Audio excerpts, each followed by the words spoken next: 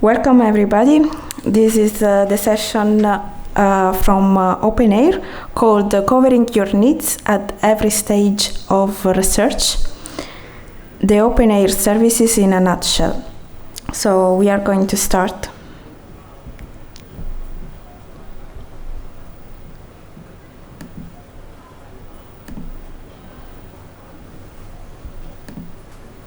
Okay.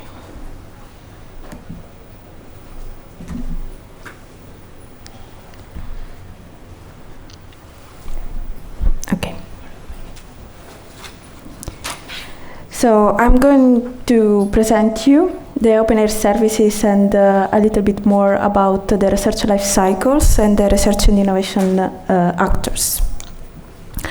First of all, I would like to introduce you what is OpenAIRE. Anastasia, can you close the door, please? So, OpenAIRE is an European infrastructure on open scholarly communication. It was born in 2009, but in 2018 we became an organization called AMCE, a partnership organization. We have the headquarters in Greece, and but we count 24 members from 34 countries. Our mission is to shift scholarly communication towards openness, transparency, and facilitate innovative ways to communicate and monitor research. OpenAIRE is based in 3 pillars: the services, which are aligned to the policy, and the training for the services.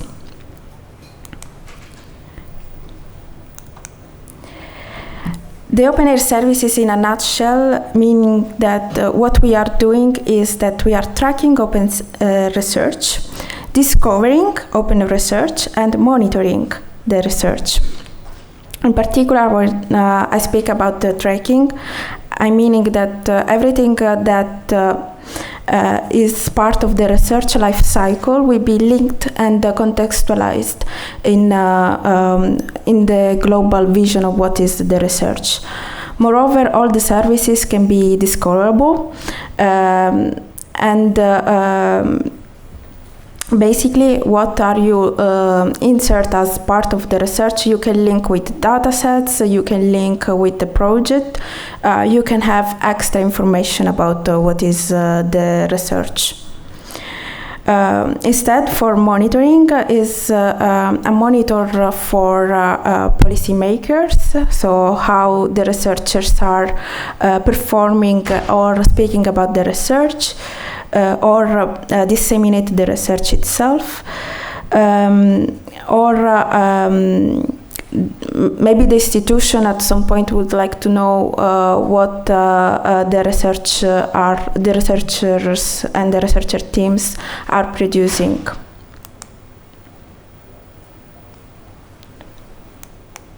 Okay. So now I'm going to speak a little bit better about what is the research and the research data management life cycle.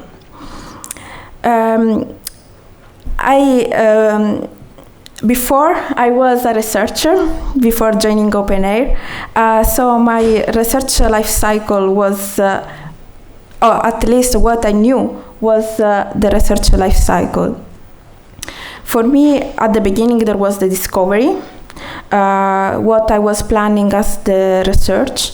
I was writing the research proposal. I was setting up my research for making experiment. I was conducting the experiment. I was publishing a lot. And my interest was to make an impact in the society or in my specific scientific field. However, the research life cycle for me was a normal way to think before I knew the data management life cycle. The data management life cycle is not that difficult from the research part. In fact, even in the data management plan, we have to plan. This is why we have the data management plan. We prepare documents in which we have to declare what are the ethics related to the data, what are the plan how we want to keep and archive the data, if we are going to reuse the data, and so on. My research field was in clinical trials, and we had a lot of patients, so we had to think about how to protect the data, as well as a lot of several fields in which you can't share the data privacy. So this is going to be part of the data management life cycle, as well as how you store, how you open, how you preserve the data.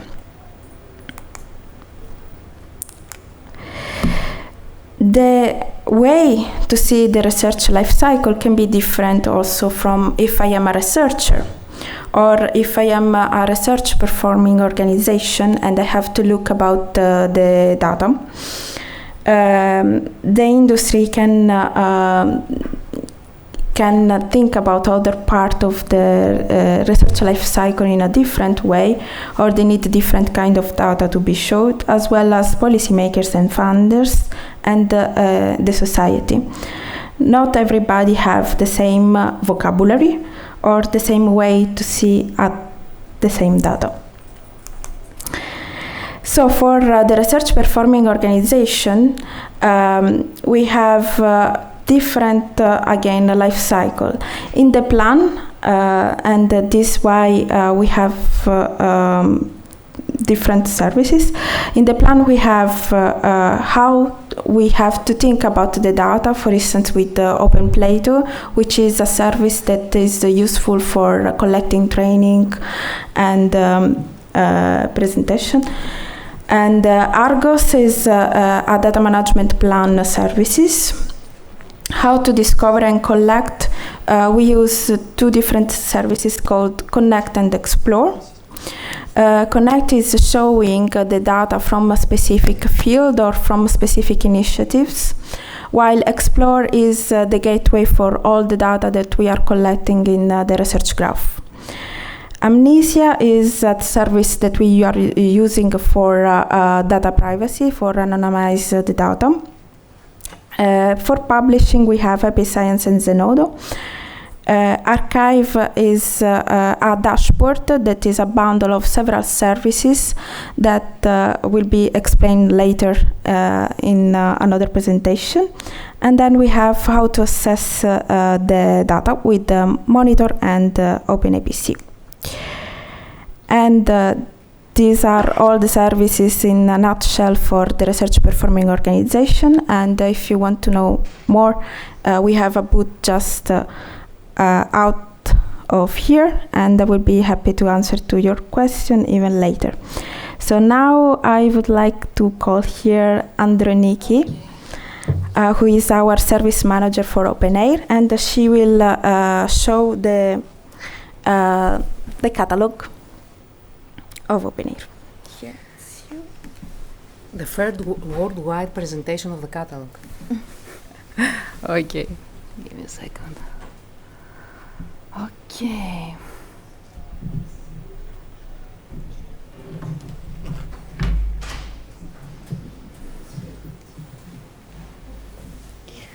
Thank you for being here. So, what you will see today, it's about a journey of the OpenAIRE Services catalog. It's a long journey. We started a few months ago, and now we are still in an ongoing process. And thank you. And maybe it's going to be the best training I've ever had in my life. And I will show you why. So we start with some facts and some hard truths. One, the catalog is, what you show on the catalog is what also is the organization sometimes. So if it's tidy, clean, very well presented, then that means that maybe your organization is at the same level. Your services also are at the same level. Also, researchers, they need services that can relate to. So you're not going to use a service that you don't feel, it makes you feel nice, that it fits to you. So you need to solve your problems, and also it has to be easy. I have many problems in my life. I don't want an extra one. And then open science infrastructure has many research and innovation actors that Julia showed you before. So it's more complicated, not just researchers, but also research, innovation, policy makers, blah, blah, blah. And the hard truths now. The open science service design and the offering has kept users. So what we see most of the times is that because open science has excellent IT people, excellent IT teams, they focus on the IT part a lot. So you get the best back-end, the best front-end maybe, but the best delivery, but sometimes there's something missing. So the service design. And then another hard truth is that what we had before, and you will see now what's happening, is that we had this lack of interconnection of the trust. Should I use service A, service B, or D, and maybe I have a problem later? And is it going to be sustainable? So if I come back to use a service that was 2 years ago offered from a research project, is it going to be still alive, or I'm going to waste my time? And here we are to break some walls with open science and with EOSC. Now, let's reintroduce now the services. It doesn't work on animation, but so the part was first, you go here, okay. So look at the left part, please, which means, what does a service has to do many times? To help all these users, SMEs, researchers, adapt discoveries, follow the trends, answer all the complexity, the AI, the next level of AI, the infras, the cloud, it has to evolve. And at the same time, you have so many services around. And of course, it has to connect with other services. And it gets more complex also because the backend starts growing and growing, and you have more expectations. And of course, it has to be user-friendly. And where does the catalog come now? So the catalog, to the point now. The user has all these needs and all these users, and the services need to be there, to follow that. And then the catalog, when I visit the catalog, what do I need? I need to find something that it will help me solve my problem fast. It has to be accurate. I need to trust it. So I need to spot the information that I will understand. It will be nice for me to go maybe on a step-by-step process, and then I need to know, do I pay for this service or something else will change? And if there is any coding material to try out, can I find it?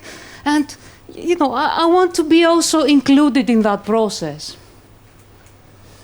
And it gets more complex now. Why? Because we are not alone, of course, here.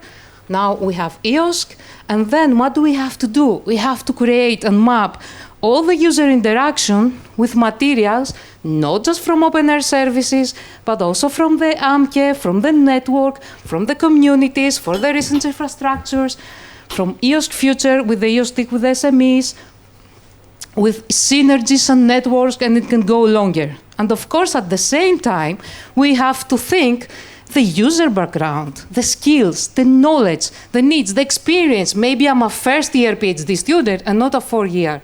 So I need time. I don't know the same things like Julia. And then my culture is different. I come from another country. Maybe I had a lack of information all these years.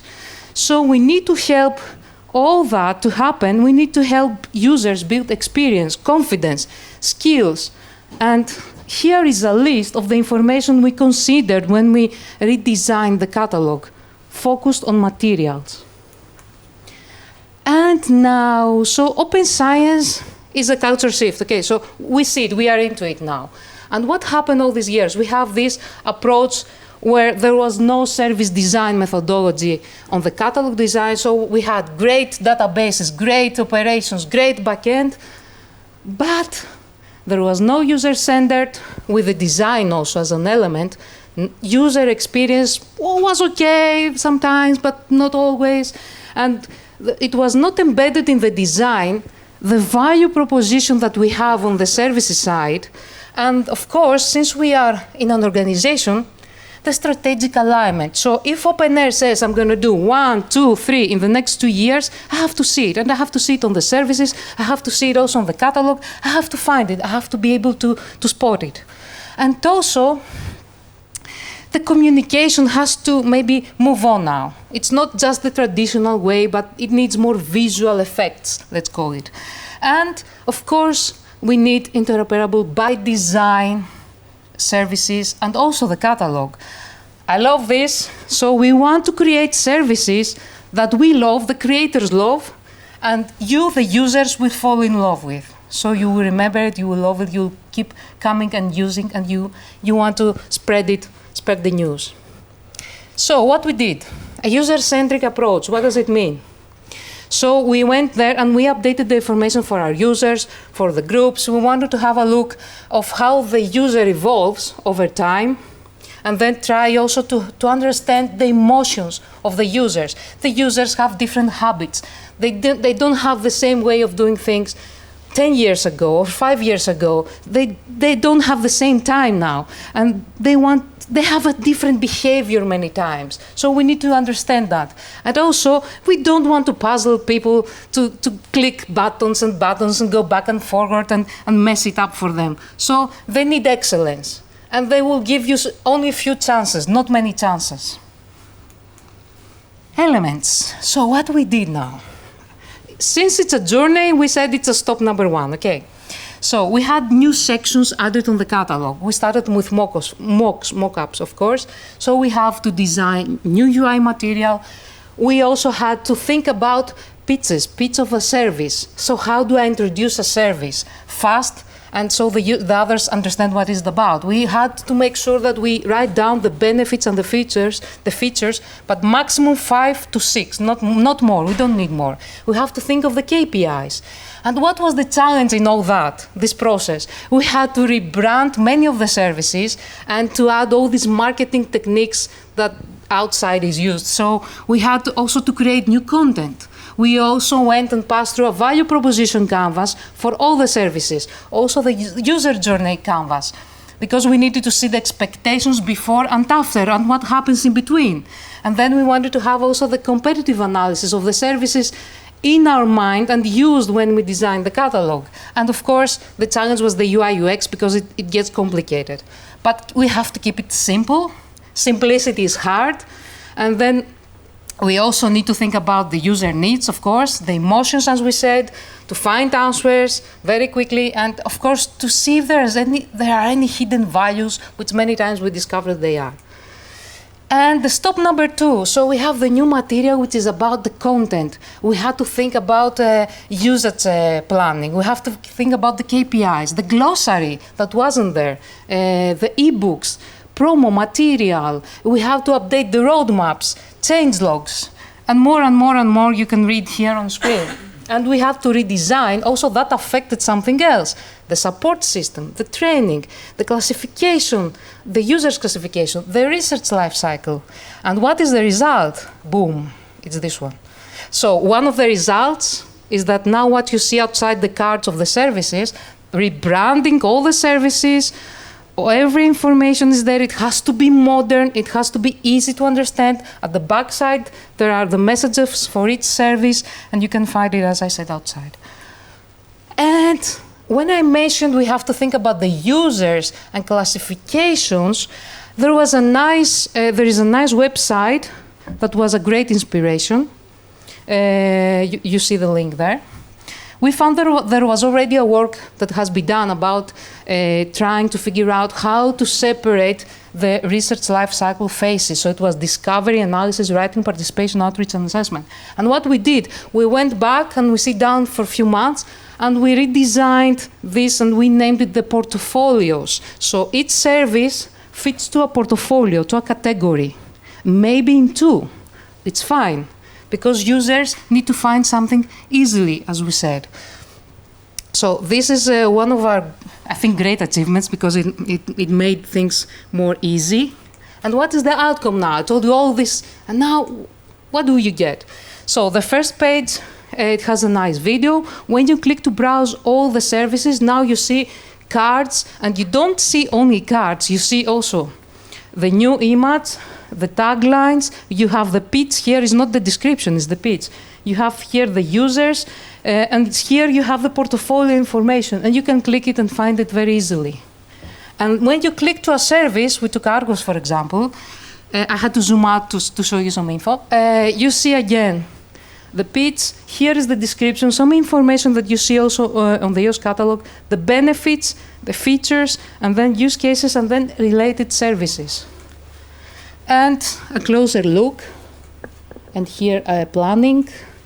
And here is if I have extra coding material to share, I will have it there. If I have extra supporting material, it's there. And here are the operational, the legal information. Now, key points. Of course, as I said, we learn so many things. So what do we understand? That all this needs to have, it's a very difficult process that needs to have the technical, organizational, operational, strategic cooperation, because one affects the other, and also the catalog. And we had to rethink, and we did this exercise with our services. So what you see is part of it, to see what the users want, they fear, and they need, so the emotional part. And then we had to map that with the services, benefits, features, and experience. And that was great for all the service managers, because they could review each other's file.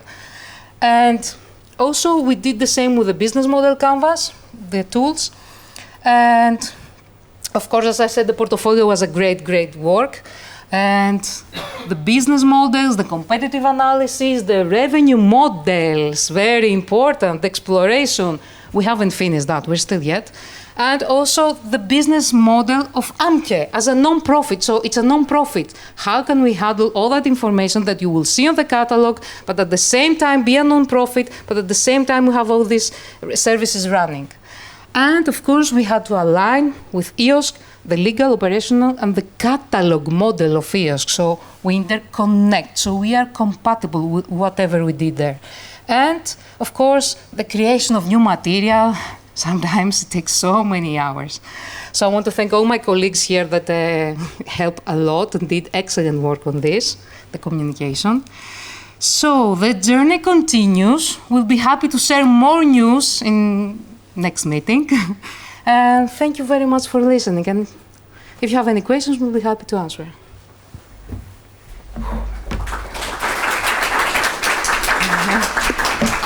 Thank you, Androniki. And now Pedro Principe is coming. Yes. The question will be at the end of the session. Thank you. Pedro, you're here. Go ahead. Okay. So good afternoon. After this presentation about all the services that we have, I'm going to detail one specific service, that is the OpenAIRE Provide, that in fact is the services that can provide all the facilities for data source managers to access some of the back-end services of OpenAIRE.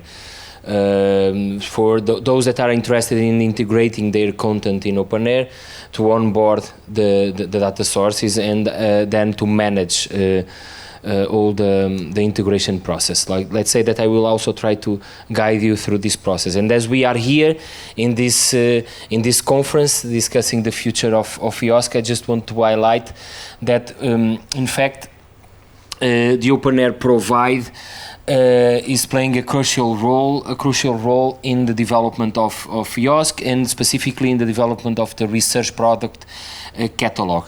So, in fact, the OpenAIRE Provide will support the development of this scientific product catalog that we are developing within the EOSC Future project. And the compliance with the guidelines and the onboarding of the data sources, we can do it easily via OpenAIRE Provide. So those that are already compatible with OpenAIRE, they can easily be part of the EOSC research product catalog. Those that are not part yet of OpenAIRE, they can do it through the onboarding process of EOSC catalog, but then they will also be guided through to do the same in the OpenAIRE. So I will detail all the components, but what is important here is to focus on this left side of the picture, because of course there are other services that are playing an important role also in this EOSC ecosystem, but what we want to highlight is that via the OpenAIRE Provide, all the data sources that have content available, data sets, research data, publications, software records, they can be part of this catalog. So the OpenAIRE Content Provider Dashboard or the OpenAIRE Provide is a single point where we can interact with all the, let's say, back-end services to support data source managers, content provider managers, so editors from open access journals, managers of data repositories, publication repositories, CRIS system managers.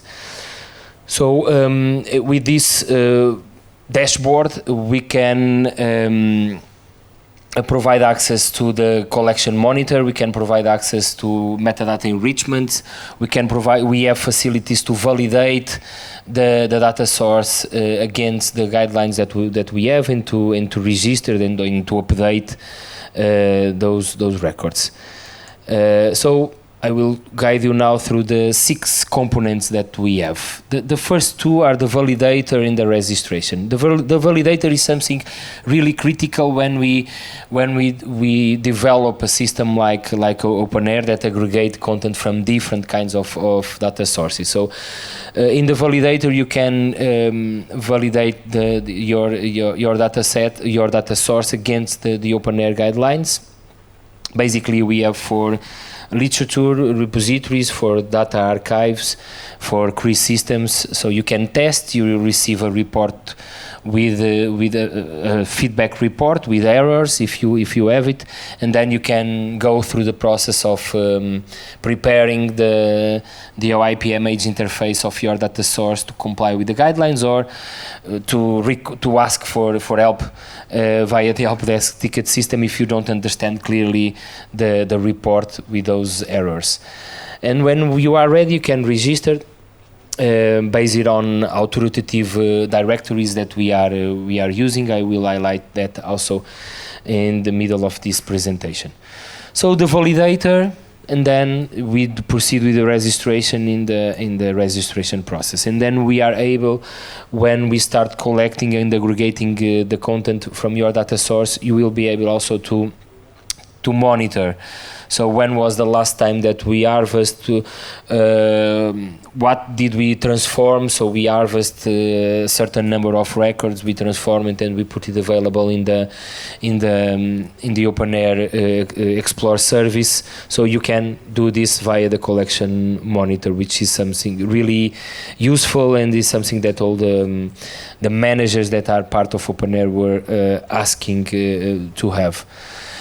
And then something really relevant, at certain point we realize that, okay, if we are aggregating content from different data sources, maybe we can provide some feedback, maybe we can develop some added value services and enrich the metadata that those data sources have, based on the fact that we aggregate content from different sources, we deduplicate content, we enrich the metadata, so maybe we can give back to the data sources some added value services in terms of metadata enrichment. So this is what we do.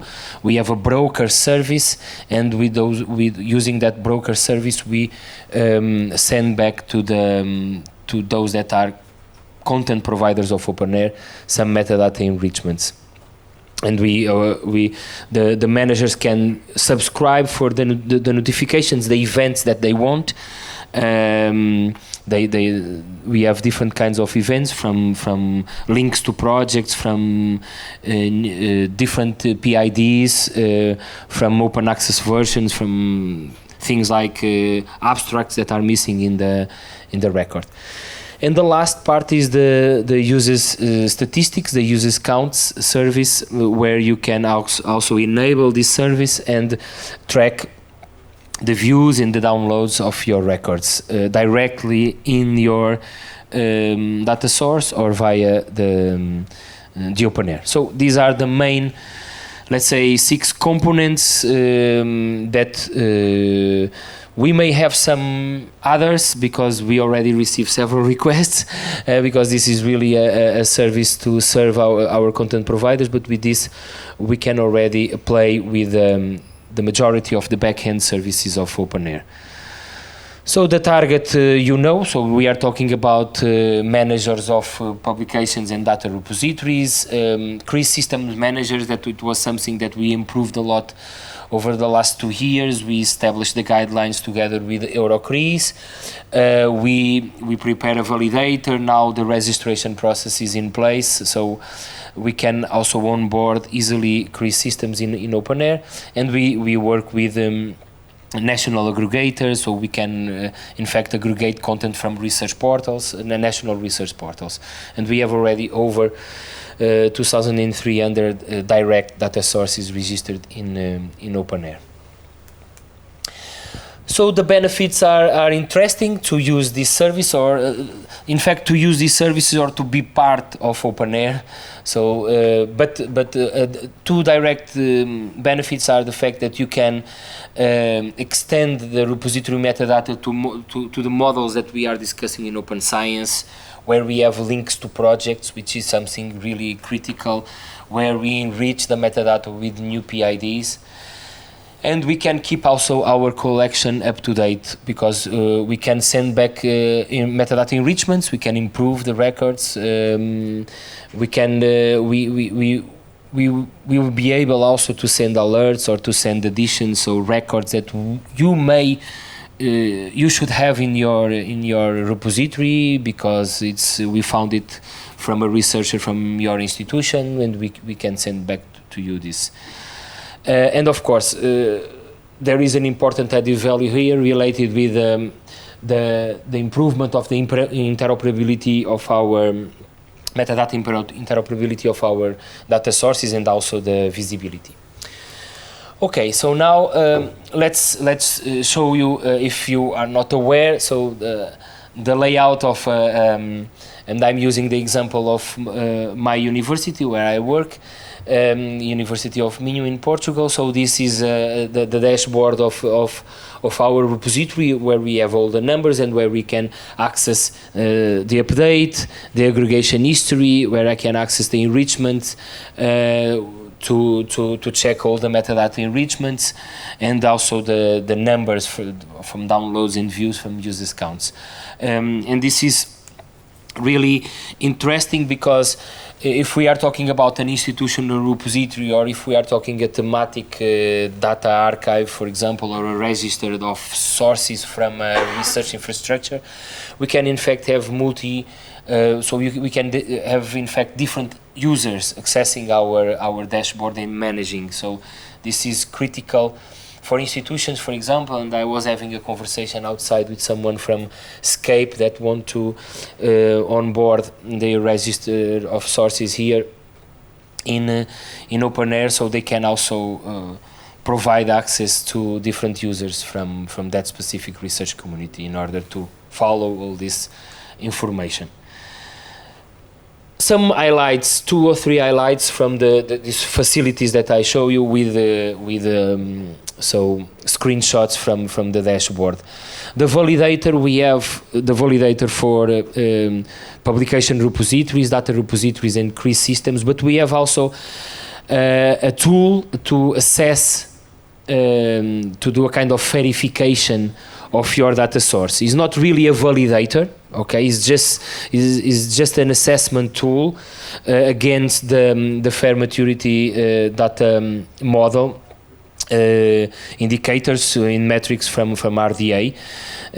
So it was an exercise that we do based on the guidelines and based on the tools that we have in the validator. We try to find a way to check. We are talking about at the level of data source. We are not talking about at the level of the object, okay? But this is already an help, at least for the part of the findable, accessible, interoperable is something that we can assess easily, and this is quite useful. We are trying to improve this fair assessment tool, but it's something that is available in our Provide service. But of course, the focus is in the validator that we have available.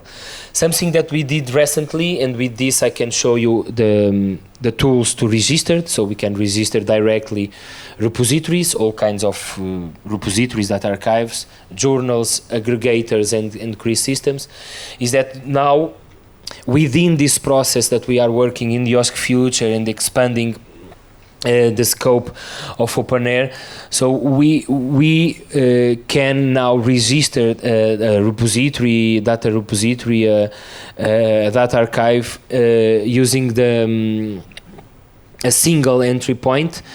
So we don't have a split between publications, repositories, and data repositories. We just play with the 3 directories that are now authoritative, that are the OpenAIRE, the re3data, and the fair sharing. So all fair sharing records are now integrated.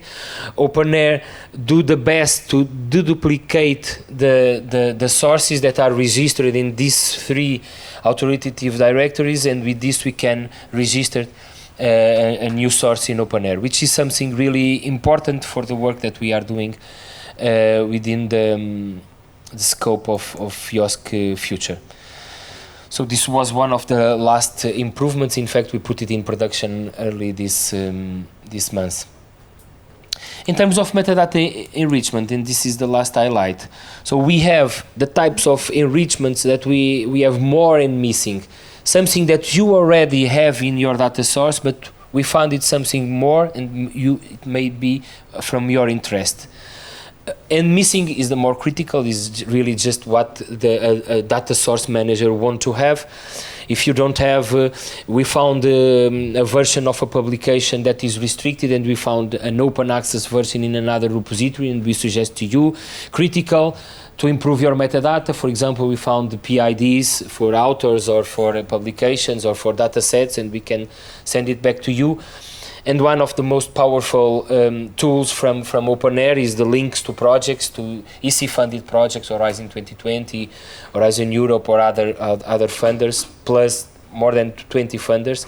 So links to projects, if that publication or if that data set is an output from a specific research project, we can also suggest that to you. Currently, we are doing these suggestions. You can subscribe for this kind of events. You select what kinds of events you want. We also have abstracts. We can suggest subjects based on the established taxonomies. We can suggest publication dates if we check that a date is missing in your record, these kind of things, which are interesting. All based on this broker service that have lots of potentialities, but so now we are using these enrichment components, but we can also use the additions and the alerts features. This is a kind of summary. So even now, when we are part of the going back to the development of the EOSC research product catalog, so the broker can also play an important role here. So we are complying with the guidelines. We are onboarding our data sources in EOSC, registering the data source as a service, providing the content, and then we can benefit if we are part of OpenAIRE from this broker service, and we can enrich the content. And the last highlight, the user statistics. So you can enable this service, and so views and downloads is something that the majority of the data sources have. But I think what is really critical here is that in fact we have a kind of statistics hub. That we all use the same standard, the same rules to comply with this kind and to get this kind of information. So we do it in compliant with the Counter Code of Practice. We are providing the reports counter 4, but we are also collecting the data already, complying with the counter 5. But we are not exposing yet the reports, but we are collecting the data in that way. So this is the end of my presentation. What is really interesting here is that we develop this provide service as a kind of request from the community. The providers start providing content to OpenAIRE, we start aggregating content, then they were part of OpenAIRE community and they start making requests. So I want to check and to monitor the aggregation history of my repository, and you provide access to that. I want to have statistics, and this kind of it was good ideas from the technical team of OpenAIRE, but it was a lot of feedback from our community. So we are organizing the community calls. Where we are also getting feedback every first Wednesday of the month. We have the community calls, 2:30.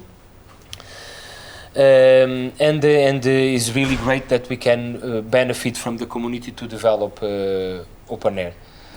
The last is a screenshot from a recent report that some of us are contributing to finalize this work of developing the EOSC research product catalog, where you can realize that you can onboard. You need to. The idea of this EOSC research product catalog is that we have our data sources as services in EOSC that we should register in the catalog. But if we are part of OpenAIRE, our resources can be automatically ingested in this research product catalog. Of course, we need to register our data source as a service, and being part of OpenAIRE, we will have our life simplified. So we have a set of guidelines that we need to comply, so we are here to support. We have the facilities, the validator, etc., to guide people, and we have an help desk tickets system also to support the adopts. So it was a long presentation maybe, but so with all the detailed information about the provide. So I will be here in the coming days, so also available to support and if you are not part of OpenAIRE, so we can start this process in the coming days. At least we already start today with Escape colleague. Where is he? No, not here. Okay, Paulo, it's your turn. Thank you, Pedro. And now it's time to discover the data, thanks to Paolo Manghi, our CTO of OpenAIRE. Nice.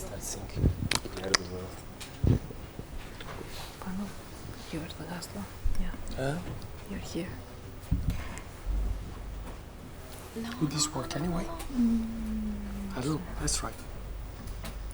No, you don't have to open. You have to download.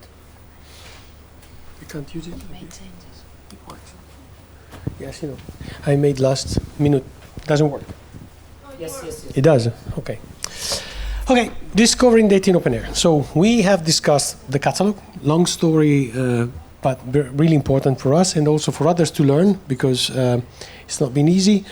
Provide, that is the way we are collecting the data from different sources to build this knowledge base that we call the OpenAIRE Research Graph. And now we come to discovery. So the question behind seems obvious, but I'd like to go over it again. So why we need a platform to search for data and software? So of course, platforms may vary a lot. The first distinction that I'd like to make is community-specific platforms that search into very specific kinds of objects, be them data or software, but for specific communities, to rather general purpose, the one that go cross disciplines like ours. Okay, so OpenAIRE works across the disciplines and tries to attempt to build uniform ways of interpreting what a data set is, a software is, and align communities in this direction. So why is it important? Because today, as a result of science, we are increasingly using technologies which, of course, suggests and make easier than it was in the past the repetition of an experiment, or the reproducibility of an experiment, as we all know how it is named now, especially in the way we share the common call them digital laboratories, so the services that we're using, the same platforms and so on, and how we are producing outcomes of different sorts, different kinds, with respect to the past. In the past, we had a paper, a lot of statements in it, a lot of trust from the reviewers, because we didn't know, really, if what was written in the papers was right or not, and we had very little chances to verify it, okay? Today we can, because scientists are increasingly exposing the data they used as input, the data they produced as output, and especially the software they've been using. The algorithms together sometimes with the platforms. They actually tend, using research infrastructures, to use the same platform. So same scenarios, same ecosystems. So repeatability is not always possible. Maybe it was too sunny one day, too rainy another day, but reproducibility is, so we can use parts of these experiments. So we need to know, we need to be able to find data, software, as well as publication to be able to judge, so assess results of science, but also properly use them. So what we're trying to do in OpenAIRE is an exercise that others are trying to do with their own skills, their own missions, more or less specific, again, to communities. But we're trying to build a knowledge graph. Not trying, we're actually building it, okay? It's an effort, though. Where all these objects are connected together. The objects are intended in here as results of science. So we have what we call research products in alignment with the EOSC terminology. And we have these 4 main classes, which of course behind have many different kinds. For example, publications are intended as objects to be read by humans in general. So the notion is narration here is the concept. So we have theses, articles, and blah, blah. Data sets instead are typically objects that represent facts or observations or derivations of that are subject to processes, okay? So data sets can be themselves useful. And software is code to be compiled, interpreted, or executed, okay? Other research products are those that fall in this category that do not necessarily belong to this. For example, virtual machines or other kinds of stuff. In the future, something may jump out of here and become eligible to become one of these classes. We have criteria for that, critical mass, the availability across different communities, because these concepts are common to all disciplines out there. Now, what can we do here? Once we build this graph, we can build tools on top. Monitoring is one of those, but discovery is certainly one of the ones, and is the one that I'm touching on today, one of the interesting ones. Because we have available all the products together with the relationships between them, plus context. For example, we can surely find if a publication or a data set are attached to a project or resulting of a project, or we can understand if they together form an object that is meaningful, like a research object. Okay, so we can start building tools for discovery on top that are very interesting. So the first thing we did was to come up with Connect. Using Connect in OpenAIRE, you can define a gateway, so request a gateway on demand for a community. A community is defined by an intent, a common intent, a critical mass of people. Research infrastructure, for example, clearly represents a community, an example of community. So we can feed, and I'm not going into the details here, this tool with all the elements that are needed to slice the graph and find the subparts that pertain to the specific community, and offer an entry point through which researchers can discover the results of their interest. We have many communities, so you can browse through them and find them and play with them, but of course you can request one of these gateways. Now, you can also find it in the EOSC, so if you go to the marketplace, you'll be able to find the dashboard, so we call it OpenAIRE Connect Dashboard, and by accessing it, you can request your community. So let's try to go through an example. This is the Alice example that we've used in the past. Alice is a researcher preparing an expedition to get some ice core samples, and she would like to know if there is already some software to plan the sampling or to analyze the data. So she goes to the EOSC marketplace, she finds out which are the discovery services that she can use, and she'll find out that she can also find the OpenAIRE discovery gateway for the marine community. Okay, when she there's plenty of others, of course, but when she clicks on that, she gets to a page.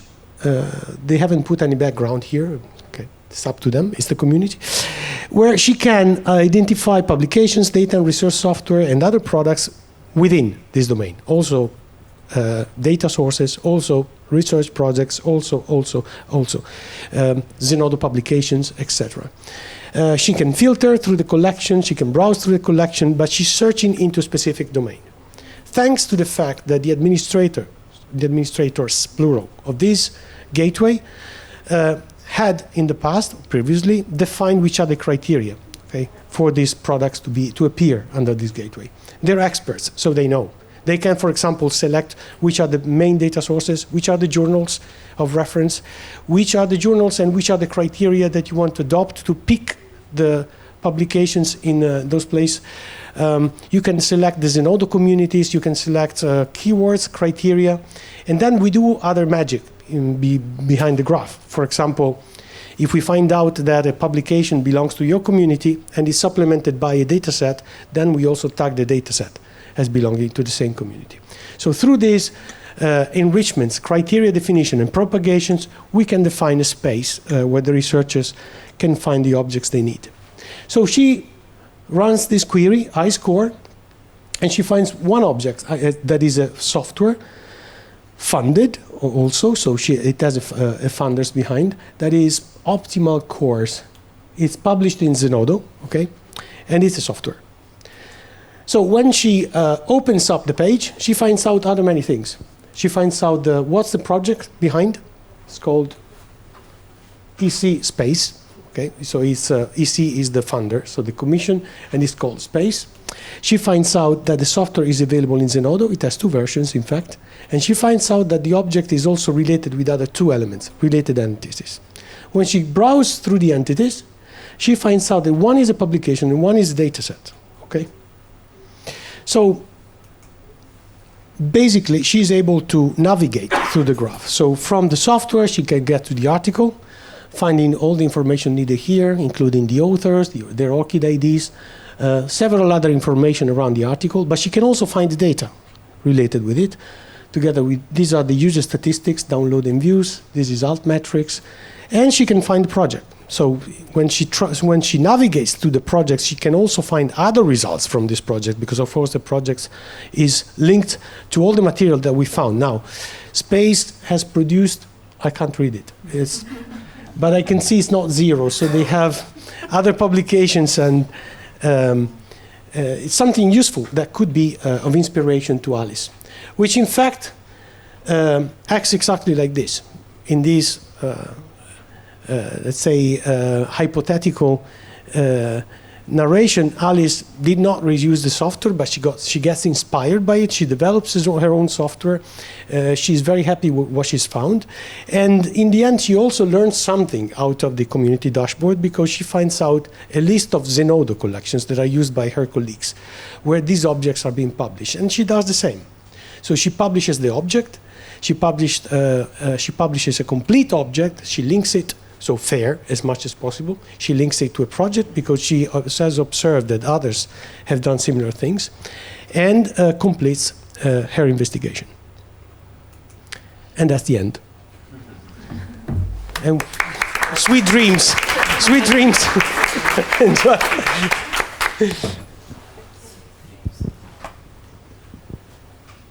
Connect dreams. Connect dreams, yes. That's yours. Okay. Okay, thank you very much. Can you all sit here? Pedro, Paolo, can you sit here? And we have some space. Yeah, we have some space for questions. So if anyone has any questions for our panel, okay, great. Thank you. I'm Daniel Garijo from Universidad Politécnica of Madrid, and I see that. So thank you for the presentations, because they were very inspiring. And you didn't touch on the topic of curation, right? Which I think it's critical, especially when you have an increasing amount of resources that are available through these portals and so on. So who should be in charge of curating all this content? Should it be the different communities that you're separating things in? Should the authors be the ones in charge to do this? Yeah, that's my question. Thank you. Let me first start, because Paulo have lots of things to criticize the quality of the data from data sources. So yeah, this is critical, and the issues become quite visible when we have an infrastructure like OpenAIRE, and when we start consuming and exploring the graph that we have. OpenAIRE so don't have activity in terms of curation. So we provide, we create the guidelines, we establish the guidelines, we do kind of orientation in terms of the quality of the metadata through the guidelines. Our guidelines are, we didn't reinvent the wheel, so we integrated in our guidelines well-established standards. So if the providers follow the guidelines, they are improving the metadata quality, so they will have less issues in terms of curation. So this is the first thing. And this is the role that OpenAIRE can play. Of course, the rest is so it can be issues if we don't have the right processes. So then OpenAIRE it's important that we establish then other kinds of activities. So Paulo will tell you, because we have recently a long discussion about this, but this is what OpenAIRE does, and we can do something more. So certification of repositories is critical to avoid issues of less quality in terms of metadata, and so issues with curation. So this process is relevant. OpenAIRE have a role to play here, but this is the community. The networks should provide that. So certification. Second, repository software platforms should have tools.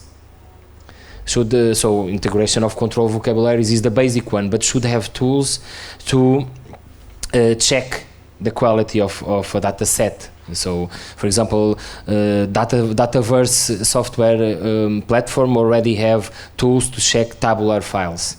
But we can do a lot of things in terms of software repository platforms to check the quality. So, for sure, guidelines, control vocabularies, certification, and tools in repositories for me are the 4 components to contribute to better quality of metadata, to less problems with curation. But Paulo have several examples. No, go through the example, and it's actually, the question is complex because it depends on what you mean by curation again. So I think the effective curation is one that should fix the data where it is authoritative, so not in the graph, okay? Because in the graph we can do all the magic. We do harmonization of metadata, we try to make it homogeneous through 250 rules, transformation rules across all these data sources, which is an enormous effort. We have mining techniques, we have propagation to complete the metadata, to fill the empty holes, but still, this is not the way to go, right? So what we can do on the other way is what Pedro was suggesting. So we have two ways, I think. The first one is, as I mentioned in the other section, and as Pedro has mentioned in this one, is to send back the information to the original sources. So it's decentralizing the approach. OpenAIRE may be here for 10 years, 20 years, maybe it will disappear, but your institutional repository should be there forever. Okay, so the more we collect and the more we learn from others, we should share it and make sure that it becomes persistent. This is what happens with my institute, for example. We have a repository that gives to OpenAIRE, collects from OpenAIRE, and then stores. So whenever we go back to OpenAIRE, we return what OpenAIRE has gave us, but in a way that is authoritative now, because it's been double-checked, okay? And I think this should be a good example. The other thing, which is what Pedro and I have been discussing, is also, I'd like to go in that direction, but of course this is not my decision, it's something that we'll discuss in OpenAIRE, and we'd like to hear your opinion on this. One way would be to collect everything as much as we can in the graph, but also start making a distinction between better quality data, less quality data, awful data, right? And offer services like connect and monitor that start making a distinction on that. So this is to push the original data sources, but also the researchers themselves to do better, right? Because if your data set is not regarded in monitoring because it only has a title and a date and no authors, and you're asking yourself why my data set is not there, right? You learn why, because it's not fair in the simplest definition of fairness, right? Make an effort to describe what you have, the minimal effort, right? If you don't do that, I'm sorry, it's not going to count. I know this is harsh, and maybe it could go through a sort of slow process of enforcement as a way to go, but I think it's the carrot or the stick, because there's not much of a distinction here, to push the community in a direction. And now, as OpenAIRE, we are in this position where we can start saying this. Use us. We are free, you can use us, but beware, right? So if you are part of this world, then you should make an effort to do it properly, okay? Again, open to opinions. Thanks, Paolo. Any opinions? Yeah. Maybe I can add, because I was during a Czech session mentioning it, that a little bit different from a different perspective, but probably useful approach.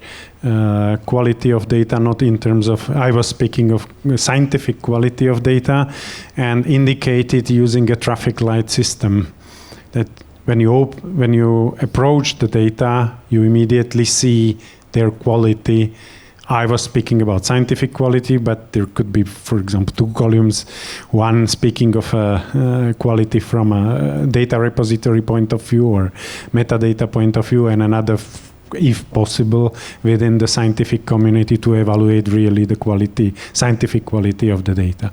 And it's very important to indicate it immediately. I was a little bit suggesting there, and I'm not the only one, that fair is fine, but we need fair T with trustworthy. How trustworthy are data? In fair, you have a data quality from data management point of view, but you do not have a scientific quality there. But the traffic light system can help. Thank you. We have discussed exactly the same axis, because the scientific aspect, of course, is the most critical, because it would be the most important, but the variety of validation processes that you should implement is simply unsustainable, even in the evolution they have. So we should find ways, and I think that we are all together clever enough to find good ones to push the people in the right direction. Just to address your comment and your question to us. So I think what you really want is not really a quality assessment like this, your data is bad or you need, but maybe you have some kind of a completeness score. You started adding your data there, okay, the data is there, the file is there, but that's it. So you have actually a 2% completeness score of your thing, and this could be contributing to what you're telling to your users. Okay, here is a data set, but that's it. The author didn't give any more information, but here is another one with lots of information. So maybe you use that one. Now the second part here, what you were discussing here about the quality, yes. It's really nice, but that is very difficult if you want to go open access. What we have right now in terms of quality, we have the peer review systems. Once you go to archive, dumping data set somewhere, the peer review process is not as solid as the other one. It's not that it's good, it's sometimes it's just missing. And then it's very difficult to assess this quality of the data set. So you could try to have some kind of rolling reviews like the ACM has, or some kind of assessment by, okay, is your data really of the type you are claiming it is? But that is something which I'm not very sure that OpenAIRE could address, but maybe it's a different service completely. I was speaking of something else, what we are suggesting in our project, but I was just indicating that this traffic light or something like charging like a battery charging level, so data completeness can help these indicators that when you are approaching the data, that if you have a traffic light or this indicator of data completeness, that you immediately spot, yeah, okay, I am handling data which are incomplete and haven't been evaluated. That doesn't mean these data are bad. I just have this information that it's not perfect yet, but it could be in the future.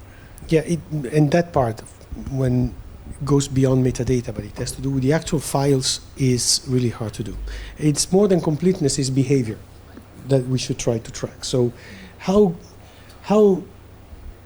good have you been in at least publishing and making this data available? What's your commitment to making it effectively reusable?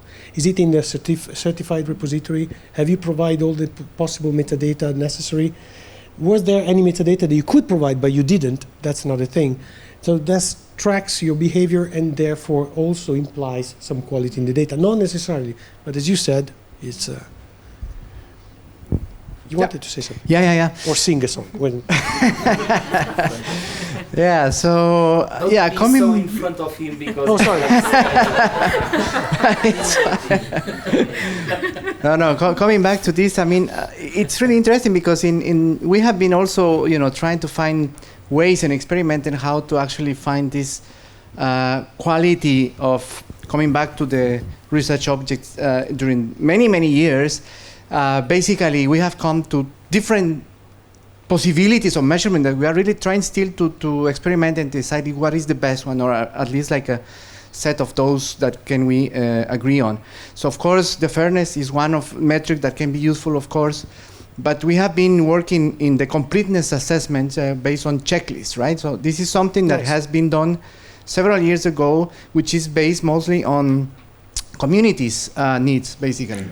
So it's not telling you, I mean, how complete is the whole research object as it is, but also for what purpose. So you have to also specify, what will be the purpose of this. And this is something that has been defined previously by the community, that depending on their needs. And of course, on the other hand, another metric can be something like, traffic lights or something like this can be also feedback from the users themselves as well, which can tell you how useful they found the research itself. But one thing I have to say, as a difference from what we have seen, of course, in OpenAIRE, we can see in OpenAIRE is that, of course, in the research object, you have much more like the context, like we were saying. So it's like you are really putting the boundaries of what you are trying to specify. So in this case, maybe it makes more sense to be able to have this kind of checklist completeness. But I'm not really sure, of course, in OpenAIRE, but it's something that can be useful to try. Daniel, you've done some work right there. Would you want to say something about it? Your experience. Well, yeah, I can say something. That the problem there is that building it's easy to pass a checklist. What is difficult there is first to take into account the context, because there are all sorts of ways of aggregating, especially when you go into more complex objects such as research objects.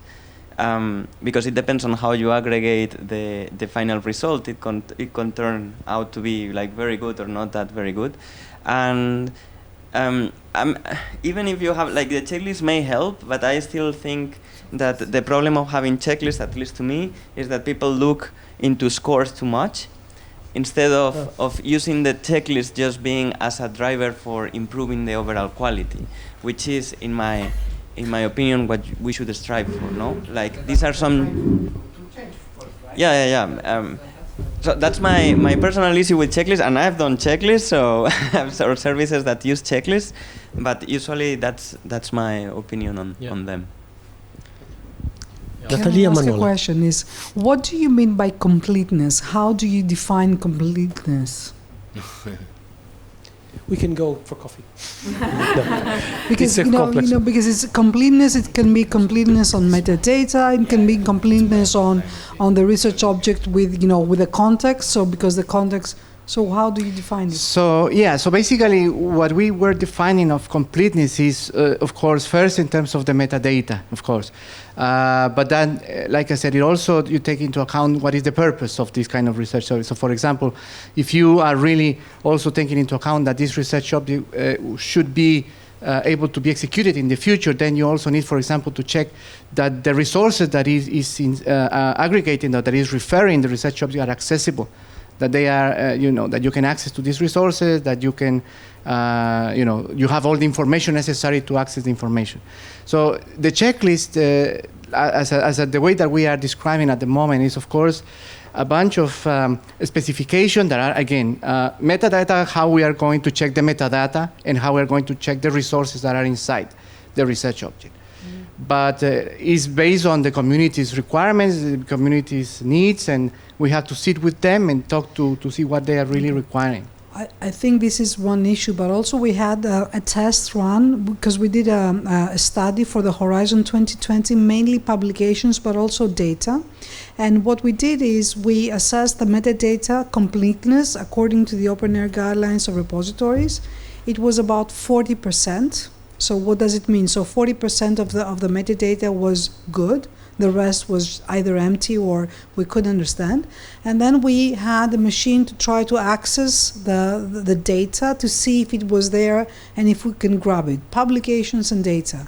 And usually, this is, for the interoperability framework, is that most of the repositories, they close down walls when you are just trying, unless you're Google and you have a bot that, they have an interest, a vested interest in doing, is we couldn't really access them at least on the machine level, not at the view and click. So this is why I think these are the things what we need to do.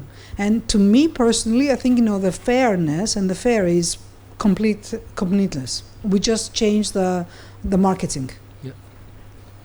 I guess, like I said, from our purpose, the fairness is, of course, one kind of completeness, but it's this other kind of checklist that I was mentioning is based on the community needs. It's not really like I'm saying, fair because it has PID, it has its protocols defined, etc. But it's more, it has, for example, the specification of the hypothesis of the experiment, or it has some additional information that is really necessary for the community.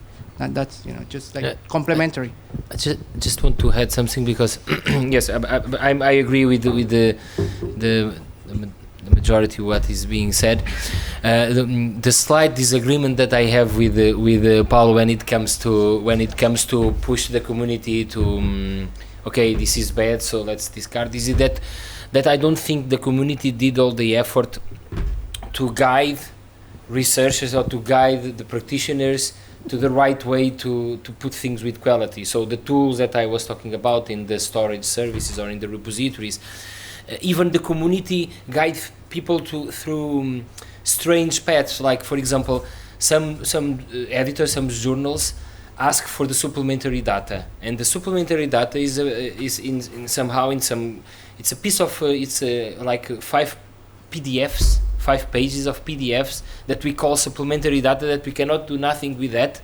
But the publisher is guiding the researcher to create a PDF with 5 pages to complement graphics and diagrams that they have it in the article. This is zero. This is, in terms of fairness, let's say, this is nothing. So I don't think the community is doing all the best effort that we can do to guide researchers to the good practices. So this is why I'm insisting to have let's do first our effort and then we start.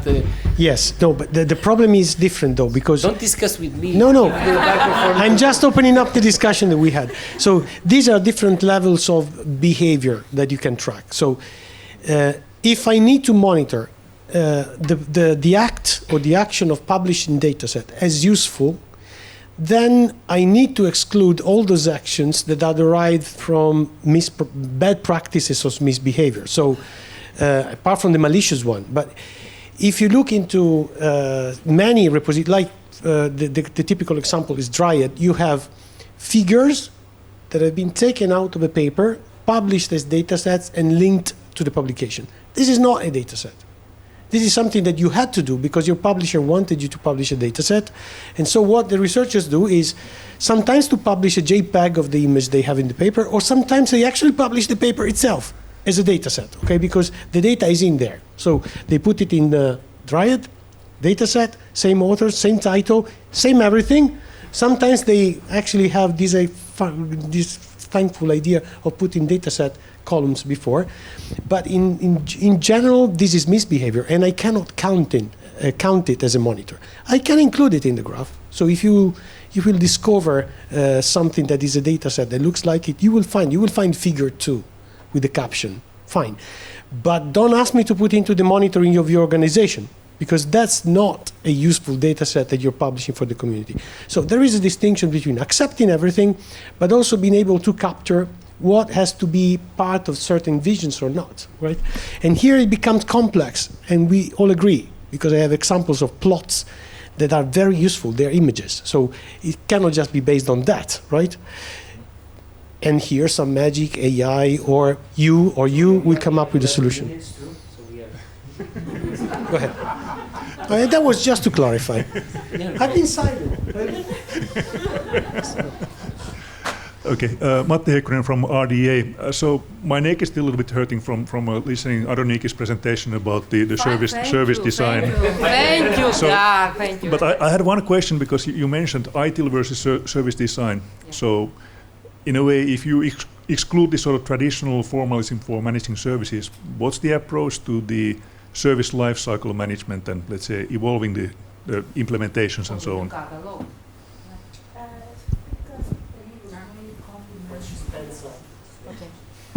So the service design, it has many approaches and methodologies, and we haven't considered that in the past. So when I mentioned that this is something that we need to change, it's because everything changes. So when you go and search for a service, you have to make sure that you find exactly what you need, very fast, very accurate, and you're going to use it, and you're going to love it. This is our goal also. You love it and you use it. So we need to use that. Otherwise, it was easy for us to just give you an updated database of information where you click buttons and then good luck and thank you very much and goodbye.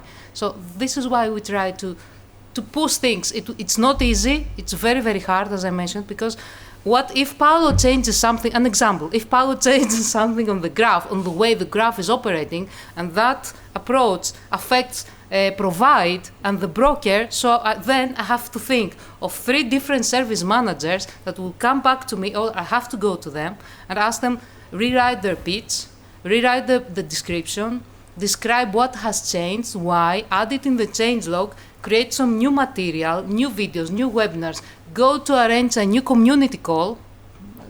So you see, everything changes. And if the catalog remains as it was, you're never going to figure out when did that happen. But now it's a very good way for us. It's also a guide for us and the users to make sure that we are showing you the progress. So it's not hidden somewhere. The value is there, but we have to make sure we show it. So essentially we are talking about complementary. Yes. You need to have something like ITIL as a background, but yes, it's yes. not the boss. Yes, we don't delete things. So what we did is enriching information. It's like the graph. What is the graph doing with datasets and the broker and the validator? So we also enrich. So if you see our model, we are based on the EOSC model plus enriching it with new fields. So you don't lose the interoperability.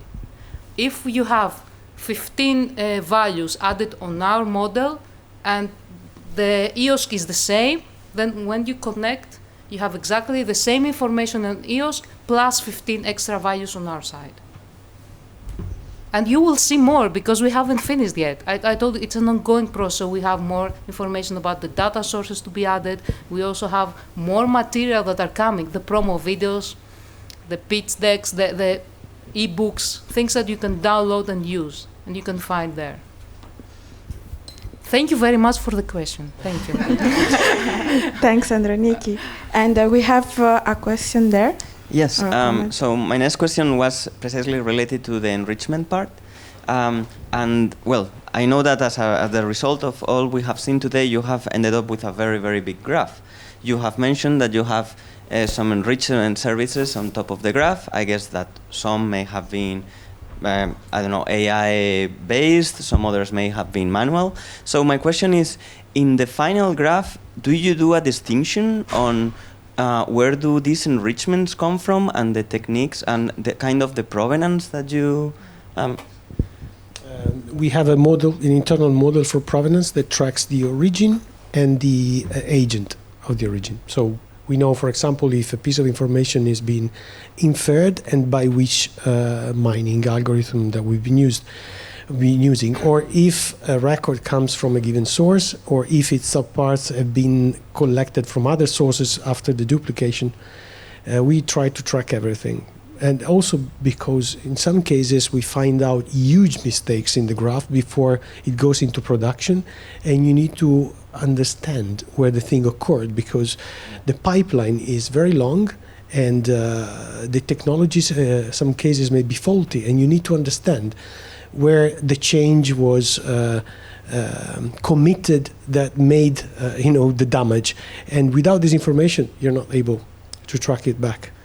In some cases, you suffer anyway, and you find out that is repository X of Mr. Y that has changed a couple of things by mistake that affected, 100,000 records on your site. And you have to take action. Okay, I'm just coming back to your supplementary information note. Of course, this is coming historically. Yes. It's the publication-centric system, exactly. And we need to become data-centric. Then you produce data set with all the additives, metadata and everything, all the links, and the publication is only interpretation of the data. There is no need for supplementary information anymore. So this discussion about supplementary information should be more driven towards it should not exist anymore. There is no reason. So again, a question to you. The idea was to come up with the definition of what is a meaningful data set. When is a data set meaningful on its own? You may have a description of it in a paper. You may have a side objects that can help you at better reusing the object. But when is it the case that a data set is useful on its own? And from this definition, trying to tag the rest based on the information that you have, right? Yeah, but this needs to be defined by the community. Yes. This cannot be defined from top. Yes, we may. Vocabulary for supplementary data, so that we work with publishers that they know that any figure, any table is not actually data, but it's a figure in a table. So could we do that? Because it's a lot of garbage. That supplementary data is not the data set, No, it's a supplement. No, Pedro, I disagree, because the supplementary data can be a data set. So somebody can actually link it. They can link to a GenBug entry, to a Swissport entry, so they can do that. That's fine. But as long as this accompanying data, if you want, or supplementary, that we somehow work with the publishers to just give it another tag. As simple as that. I'm not really worried about the publishers, because if we had a methodology, they could implement it, suggest it. It's a good way to go. What I'm really worried about is all these communities not researchers actually, that are behaving as being part of a community that doesn't exist de facto. So it's an implicit community with no governance, no best practices. Computer scientists. When I publish, I do it using my common sense. And these are the guys that you need to instruct for real, because they don't know what to do. They don't know how to do it. I don't know how to do it. So it's not publishers, it's scholarly societies. It's scholarly societies. And again, it's very long discussion, but depending on the kind of object that you are publishing, you may have different behaviors and different practices. This is really hard to frame. So this is why I was thinking of more of a generic definition that somehow fits them all, right? It's an object that has at least one file, metadata, fully described, that can be cited on its own, reused on its own, something like that, okay? Because it makes sense by itself. Not self-describing, but almost. If this is the condition, then maybe we can search for everything that doesn't look like it, at least, like a figure, okay, and see if it's possible to identify such things. But we missed this definition. I agree with you. It should be a discussion in the community. I wouldn't take responsibility for that. Yes. It differs dramatically between domains. So in one, humanities, it could be really one figure could be data set, and but with a lot of comments. And then another community requires a lot of measurements and a lot of data, omics data. And so. Granularity is another point. Think of the ENA sequences and they come with papers and they're never cited by themselves, but they are dots, right? Shall we track them? Are they data sets? I mean, in this respect, we can go back to the idea you presented in the other session about the RDA interest group for things. You might have your core description graph, which you just identify, okay, this object belongs to this research area, and then because you know this, you would immediately bring in some more implicit data where you know for this type of research area, cultural heritage, well, it's enough if you have a picture of the object with some other kind of identifiers, and that is supplementary data. But if you are now in a biomedical domain, then your data has to be in a CSV file, has to have exactly this number of columns, because this software will process it. And then you go to the computer science, and then your object is now a machine learning model, then you have actually the thing which PyTorch created or something, and then your definition of that object will be more or less detailed depending on the area. And then you start from somewhere top, and then you go. The approach is correct. What is almost impossible to do to some extent is defining the community and associate it to one data set or two or three. This is the hardest thing. Mm-hmm. In a hypothetical scenario where we'd be able to understand if an object belongs to community A or community B, and we know what is community A or community B, there's nothing that tells us so, then in those scenarios you would have multiple ways of defining data sets, providing data sets. I'm a computer scientist. Mm-hmm. Computer science means nothing. So it's 1,000 different subdisciplines, each of them with its own specific. From computer graphics and AI, there's a huge difference, but in some cases they overlap. Would you define and follow the evolution of a science in terms of validation? And it's a challenge that is an intrinsic challenge. This is not just a lack of practices. It's also critical to understand to which extent we can define these practices, make them sustainable, and evolve together with tools. Because if they are too fast, the tools must follow. So fairness is something to be handled carefully. I would start from somewhere. Yes, and communities where you can find a couple of communities. Even in computer science, one could find something, and then you just, that would be like a multiplicator. That would be your starting stone. I agree. So.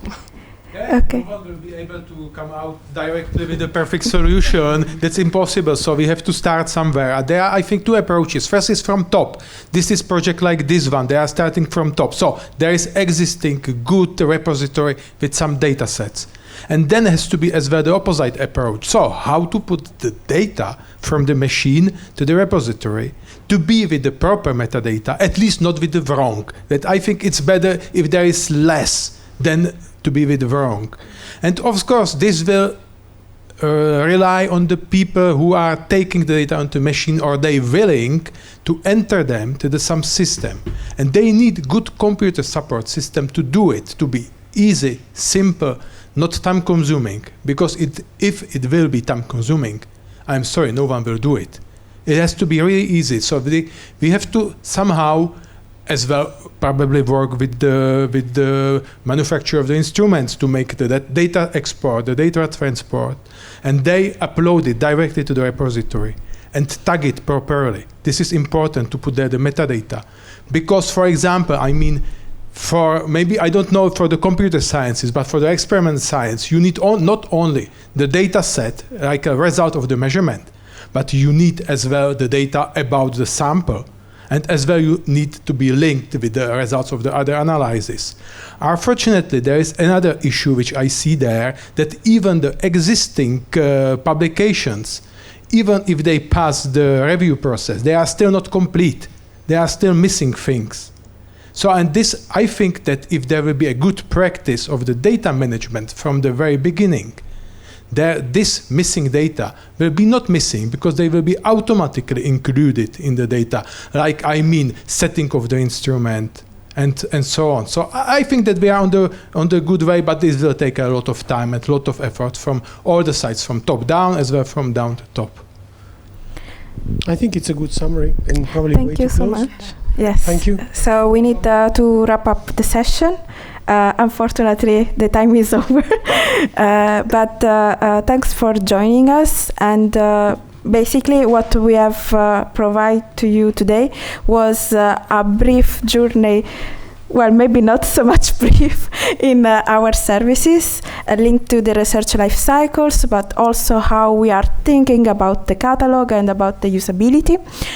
We dive how the data sources can be visible and can be meaningful for the data providers. And we also show how it's explained in Connect for the community, that can be a smaller community or a large community. So we hope that you will join OpenAIRE if you didn't come yet. And we are waiting for you at the booths anytime during these days. Thank you so much. Thank you.